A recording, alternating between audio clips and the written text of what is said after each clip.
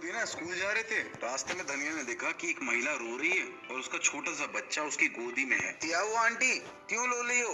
बेटा मेरे बच्चे की तबीयत बहुत खराब है और मेरे पास डॉक्टर को दिखाने की फीस नहीं है। धनिया ने आंटी को 2000 रुपए का नोट पकड़ा दिया। आंटी, इससे अपने बच्चे को डॉक्टर दिखा देना, दवाई ले लेना और च्यवनप्राश भी खिला देना, और जो पैसे बचे वो मुझे वापस कर देना, ठीक है? बेटा च्यवनप्राश तो यहाँ मिलता नहीं है। कोई बात नहीं आंटी, नीचे जो व्यू प्रोडक्ट है ना उस पर क्लिक करके खरीद लेना। धनिया बेटा, ये हमारे यहाँ डिलीवर होगा? अरे चेक करोगी तभी तो पता चलेगा ना आंटी।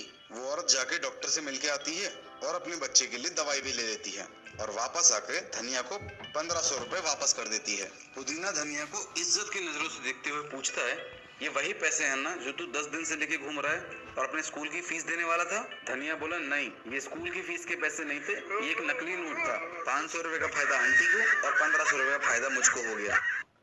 धनिया पुदीना स्कूल जा रहे थे, रास्ते में धनिया